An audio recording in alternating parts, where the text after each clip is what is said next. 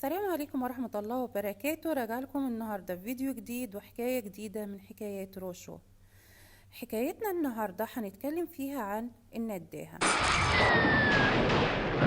النداهة دي كانت امرأة جميلة بتظهر في المناطق الريفية المصرية ليلا.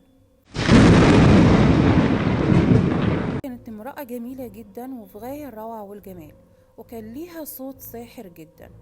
والنداهة دي أطلق عليها هذا الاسم لأنها كانت بتنادي الرجال بأسمائهم. فلما النداهة كانت بتحب أي رجل أو بتغرم بيه كانت تنادي عليه باسمه، صوت جميل وساحر جدا. فلما كان الرجل دوت بيسمع صوت النداهة وهي بتناديه ما كانش بيقدر يقاوم أبدا جمال وسحر صوتها، فكان بدون أي تردد بيروح ويتجه إلى مصدر الصوت لغاية ما يوصل عند النداهة. وأول ما بيشوفها كان بيغرم بيها وبجمالها، وساعتها كانت النداهة بتاخده معاها للعالم السفلي، وكان بيختفي تماما من على الأرض.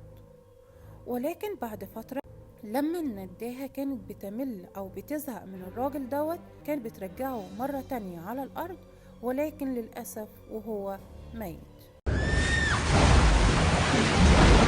وعندنا بعض الحكايات من حكايات النداهة ان كان في مجموعة من الاصدقاء الشباب راجعين بالليل، وكان في احد الشباب دول كان بيسبق بقية المجموعة بعدة خطوات، وهو ماشي والشارع كان ضلمة جدا. انوار ساعتها كانت بتبقى موجودة داخل مداخل البيوت بس.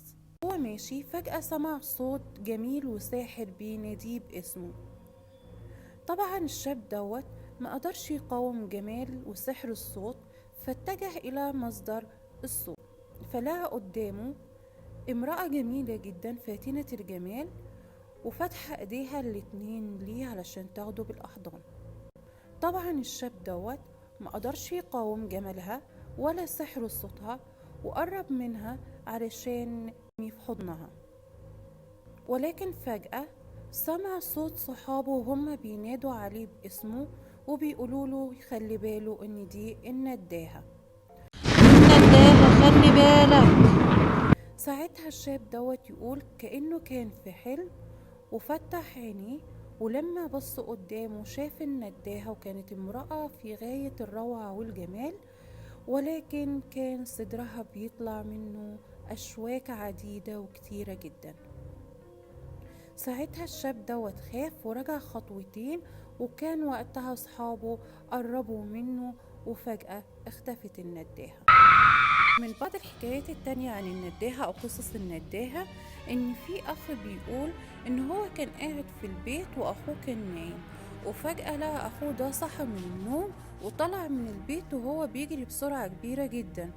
طلع الأخ دوت بيجري ورا أخوه ينادي عليه باسمه، بس الأخ ما كانش حتى بيبص على أخوه.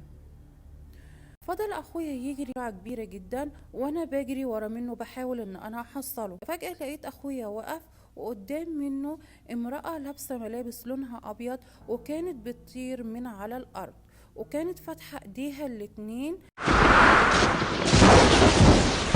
وبيقول ان هو من كتر الخوف فضل واقف مكانه، ما كانش قادر ولا يتحرك ولا يتكلم ولا يعمل اي حاجة من كتر الصدمة.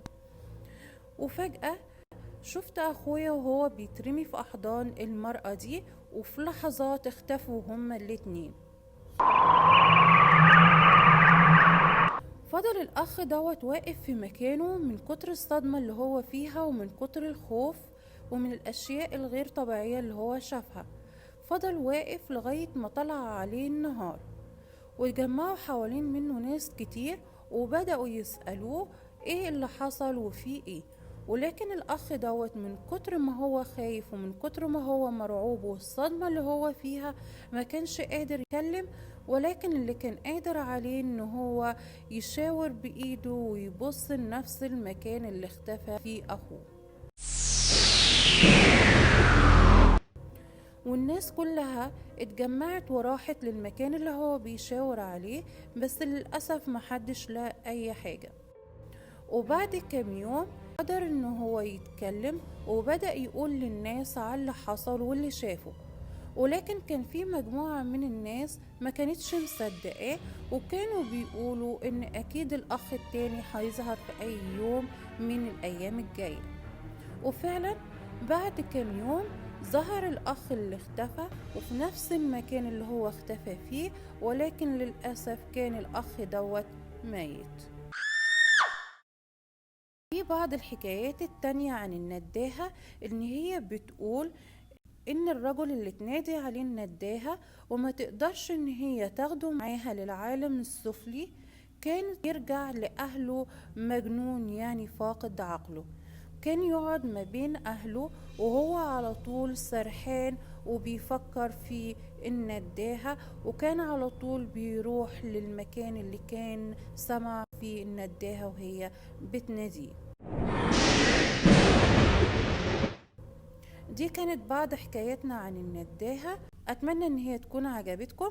ما تنسوش اللايك وما تنسوش الاشتراك في القناة وتتفرجوا على الفيديو كله، وسلام.